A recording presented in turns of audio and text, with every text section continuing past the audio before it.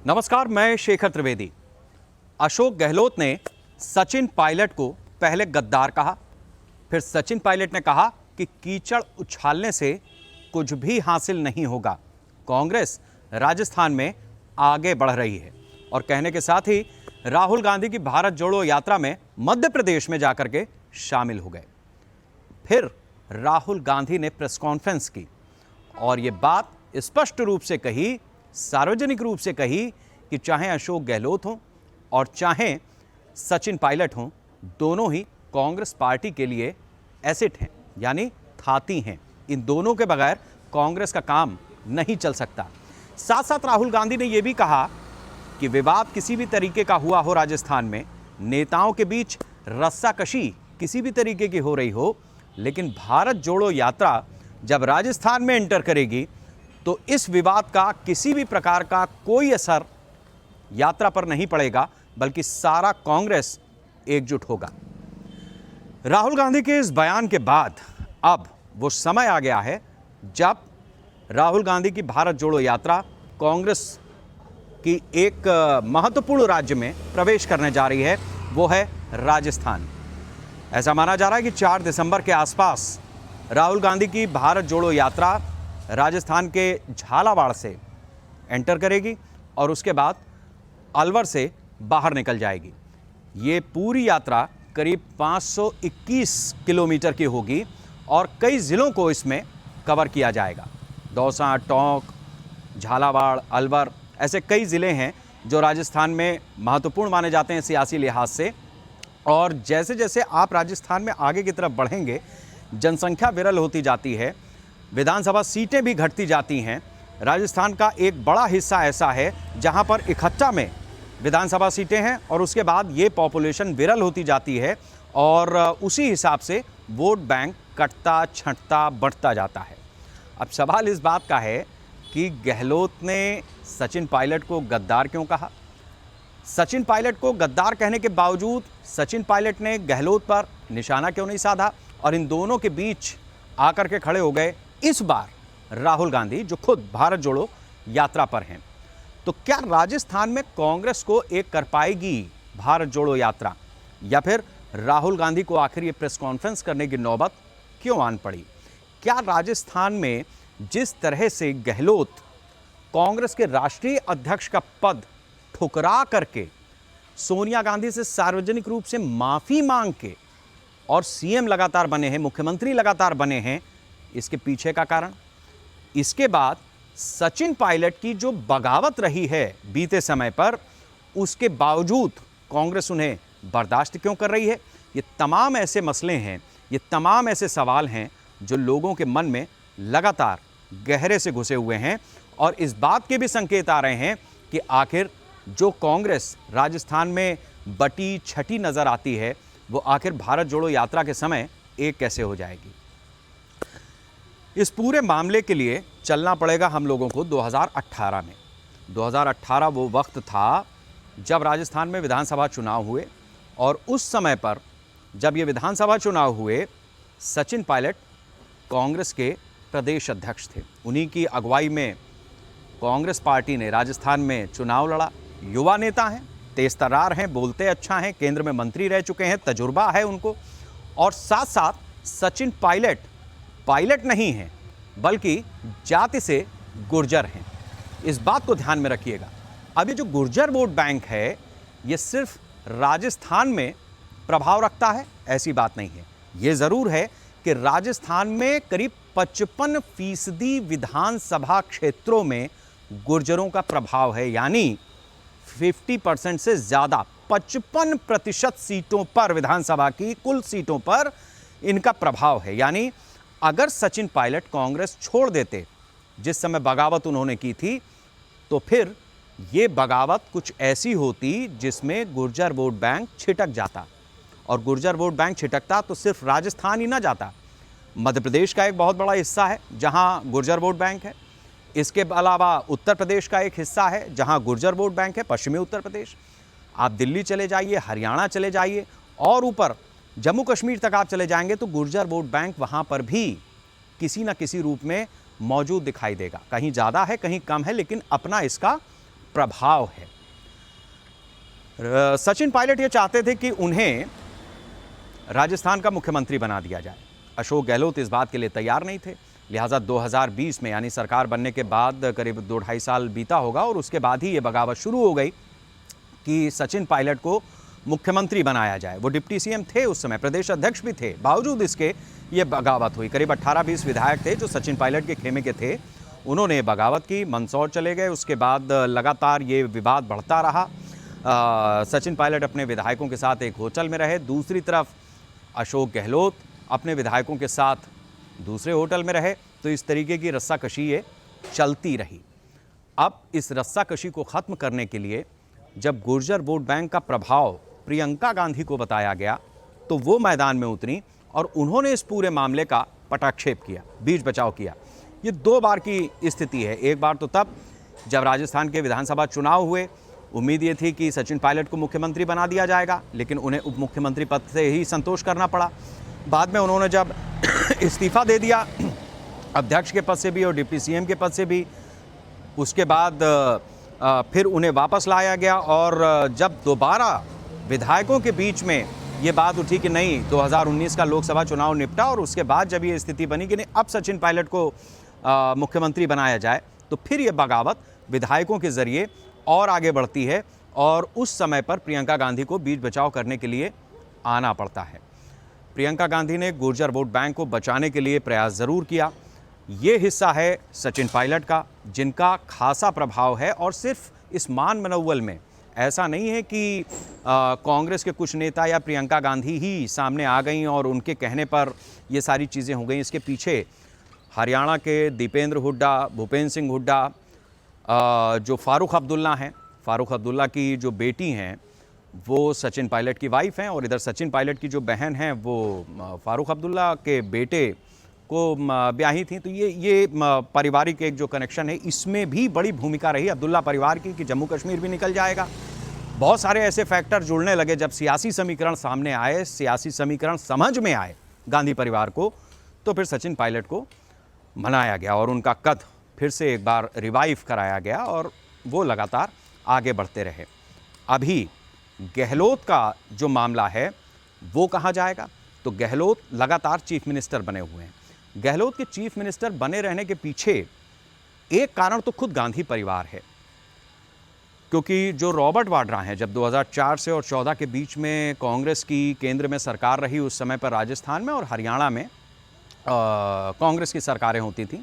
भूपेंद्र सिंह हुड्डा हरियाणा के chief minister थे और इधर राजस्थान में अशोक गहलोत हुआ करते थे। उस समय पर बल्क में ज़मीनों के गट्ठर बनाए गए और वो ज़मीनों के गट्ठर बाद में रॉबर्ट वाड्रा की कंपनी में ट्रांसफ़र किए गए, खरीदे गए, चेक दी गई। इसी पूरे मामले की जो लेन देन है, जो चीज़ें हैं, उसको लेकर के ईडी, सीबीआई, इन सब की अपनी एक जांच भी चल रही है कि आखिर ये इतना पैसा कहाँ से आया और कैसे आया। ये जो पूरा, अब हरियाणा में तो सरकार है नहीं कांग्रेस की फ़िलहाल, लेकिन वहाँ पे मामला अभी जैसे तैसे शांत है। इधर राजस्थान में कांग्रेस आला कमान की पूंछ दबी हुई है, जो अशोक गहलोत ने दबा रखी है। अशोक गहलोत ये बहुत अच्छी तरीके से जानते हैं कि उनका जो राजनीतिक मैनेजमेंट है वो कुछ इस तरीके का है कि हर ज़िले में उनके आदमी हैं। जब 18 के विधानसभा चुनाव में टिकट देना था, अध्यक्ष सचिन पायलट थे, तब भी उन्होंने टिकटों में भी अपने लोगों को एडजस्ट करवा दिया। तो ये भी सचिन पायलट को थोड़ा सा झटका देने वाली बात थी, लेकिन चुनाव थे, अपना चल रहा था, मामला चलता गया, आगे बढ़ता गया। अब जब चुनाव ख़त्म हो गए, रिजल्ट आ गया, पद बंटने लगे, मुख्यमंत्री कोई बन गया, आपको उप मुख्यमंत्री ही बनाया गया। बावजूद इसके गहलोत पर जो वरद हस्त था कांग्रेस आला कमान का, परिवार का, वो बना रहा। वजह उसकी बिल्कुल साफ थी कि जिस तरीके से प्रशासनिक अमले में और साथ साथ विधायकों के बीच में अलग अलग स्तरों पर जो घोटाला है, जो मामला है, उसको मैनेज जिस तरीके से किया गया है, उसके लिए गहलोत ज़रूरी हैं। अच्छा, गहलोत जादूगर भी हैं। वो इंदिरा गांधी को भी जादू दिखाते थे और राजीव गांधी, संजय गांधी, गांधी परिवार को जादू दिखाते दिखाते राजनीतिक सियासी सीढ़ियां अपनी चढ़ते चले गए और इस तरीके से चढ़ते चले गए कि खुद सोनिया गांधी ने उन्हें कांग्रेस के राष्ट्रीय अध्यक्ष का पद ऑफर किया अभी हाल फिलहाल में, लेकिन वो तैयार नहीं हुए। उन्होंने कांग्रेस में राजस्थान का मुख्यमंत्री बने रहना ही ज़्यादा बेहतर समझा। ये भी बात आ रही थी कि सचिन पायलट को बना दिया जाए, तो उन्होंने सचिन पायलट के साथ में तो एक विधायक नहीं जाएगा, वो कैसे मुख्यमंत्री बन सकते हैं, और इसको लेकर के बाकायदा उन्होंने प्रोटेस्ट किया। बाद में सार्वजनिक रूप से सोनिया गांधी के सामने माफ़ी भी मांग ली। तो इन दोनों की जो लड़ाई है वर्चस्व की, अब यहाँ पर वर्चस्व की लड़ाई इस तरीके से है कि गहलोत उम्रदराज हैं, ये बात ठीक है, और सचिन पायलट युवा हैं, तेज तर्रार हैं, समर्थन है। इन दोनों के बीच में दरअसल गांधी परिवार की एक तो राजनीतिक मजबूरी है और दूसरा पारिवारिक मजबूरी है। इस मजबूरी के चलते ही दोनों को साथ में रखना कांग्रेस पार्टी के लिए बड़ा सवाल भी है, और साथ साथ ये एक बड़ा मसला भी है जिसको लगातार ये परिवार और पार्टी अपने स्तर से सुलझाते जा रहे हैं। फिलहाल जो वेणुगोपाल महासचिव हैं वो राजस्थान पहुंच चुके हैं। वजह इसकी भी साफ है कि जब राहुल गांधी की यात्रा राजस्थान में आएगी तो उस समय पर जो भी चीज़ें जैसी भी हैं राजस्थान में, एडमिनिस्ट्रेटिव पॉइंट ऑफ व्यू से अशोक गहलोत की भूमिका होगी, क्योंकि पुलिस प्रशासन एडमिनिस्ट्रेशन ये सारा उनके खेमे से है, उनके एक कॉल पर मूवमेंट होंगे। और दूसरी तरफ जो जन समर्थन है, जो लोगों को इकट्ठा करने वाली बात है या लोगों से जो कनेक्ट बनाने वाली बात है, और उसमें भी खासतौर से जो गुर्जर समुदाय है और जिस रूट से ये निकल रही है वो सचिन पायलट का एक बड़ा मजबूत गढ़ है, किला है, तो उस लिहाज से ये चीज़ और ज़्यादा महत्वपूर्ण हो जाती है कि सचिन पायलट को भी आप मैनेज करके रखें। तो इजीलिए वेणुगोपाल भेजे गए। अब वो वहाँ पर अपनी जो उनकी राजनीतिक सूझबूझ है उसका परिचय देंगे। इधर सचिन पायलट चूँकि मंदसौर में राहुल गांधी के साथ हो आए, उस यात्रा में शामिल हो लिए हैं, और अब झालावाड़ जब ये एंटर करेगी यात्रा दिसंबर में, 4 दिसंबर के आसपास, तो उस समय उनके साथ में रहेंगे, वहाँ पर वेलकम करेंगे और उधर अलवर तक फिर साथ चलेंगे, करीब 500-550 किलोमीटर। इस बीच में बड़ी चुनौती ये है कि गुर्जर आरक्षण की एक बात राजस्थान में कही गई थी।